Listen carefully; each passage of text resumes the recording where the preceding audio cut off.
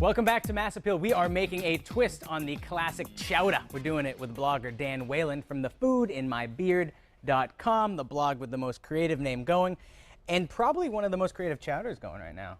Yeah, it's an interesting chowder. It's not. I told you I might make a healthy soup. It's you didn't. It borders on the line. There's some bacon in here. There's some cream. I was gonna say this vat of cream might say otherwise, but you know, we're having fun. Yeah.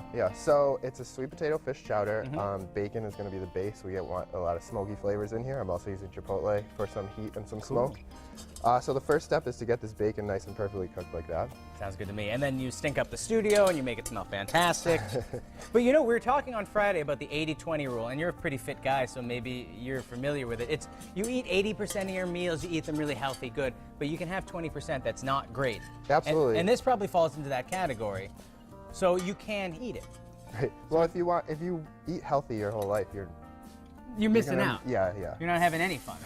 Okay, so now we're doing. I'm going to add some onions to that, and we're going to just get some of that good bacony goodness off the bottom of the pan. It's like deglazing a pan. Exactly. Or deglazing a bacon pan with onions. And then I have some sweet potatoes here, and they seem a little bit cooked already. A little cooked. So normally when I would make the soup, I would cook them in the broth, but to speed things up for the segment here, I've just microwaved them a little bit so they've softened up already. But if you want to speed things up at home, you can do that same thing as well. I was going to say, if you come home and you want a quick soup, you could microwave it. How long would you put that amount of squash in for, roughly? This is 2.5 sweet potatoes, and I put it in for about 9 minutes. Oh, that's not bad at all. You can make it really quick. Yeah, so I'm just sauteing that. I also have the chipotle here. Just adding it in full, because we're going to blend it later. Oh, we're going to use an immersion blender on it. Yes, this is my favorite kitchen tool. Isn't it great? Right, so I have vegetable stock. I'm going to just pop the vegetable stock in with this. Okay.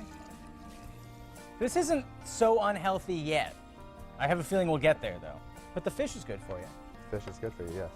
So now, if you had the raw potatoes, you would let that simmer for a while. Okay. We don't need to right now, so here's the blender. Do you want to do it, or do you want me to do it? I'll try it. You might want to get some safety goggles on. But this is a great tool. It takes the place of a Cuisinart or something like that. Yeah, I used to make blended soups a lot, and I would have to pour the soup into a blender. And also, a hot soup in a blender is often will explode. Yeah. So I got some burns before I really learned that shouldn't do that. Okay, good. So it's kind of like a safety PSA that we're doing right now, too. Yeah. Are we doing this all the way till it's pureed, or leaving it a little chunky? Yeah, all the way, but I have one here, so we don't need to go fully with it. Very good. So that's what it looks like when it's all pureed. Like. Do you let it cook down the for a little bit? great thing about this soup is it's not fully just a blended soup.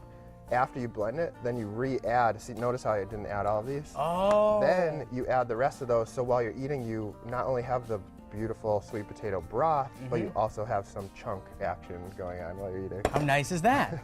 So we have this done, and then the fish goes into it afterwards? Yeah, so it's good to use a white, flaky type fish. Like a cod, a haddock, This is cod, haddock, pollock. or halibut. Halibut is good. Okay. And you don't want to cook it very long. Only needs like 2 minutes in the boiling broth, really. Maybe a little longer if you like. If you're a little concerned about fish, which you know, maybe you should be. Just a little salt and pepper on here, and stir it in, and give it a couple minutes, and that's it. And later we're going to plate this with a little bit of that crispy bacon on top. Very, very cool, Dan. Thanks. We're going to finish it up in a bit now, Dan. Welcome back to Mass Appeal. We're back with blogger Dan Whalen, foodinmybeard.com. Even though you've trimmed your beard. Trimmed a little. You're celebrating 7 years. Of your beard? A beard and blogging. Oh, beards and blogging. Yeah. Now, we finished up the soup. If people missed it earlier, what did we do? Take us from the top. There was some bacon in. Okay. Then the bacon came out. We used the bacon fat to cook the onion, celery, sweet potatoes. And just till it was a couple seconds till it was translucent. Yep. Vegetable stock. You used the immersion blender. I did. To make it nice and creamy. Great success. A little bit of cream. And then the trick to this is then you add more sweet potatoes so that you not only have the sweet potato broth, but you have some sweet potato chunks as well. And then, as always, it wouldn't be a recipe of yours if we didn't top with some bacon also. Bacon. There's also fish put in at the last minute. I love the color of this too, because most of your chowders, it's that white, milky looking chowder. This has got a great look to it. Yeah, it's nice.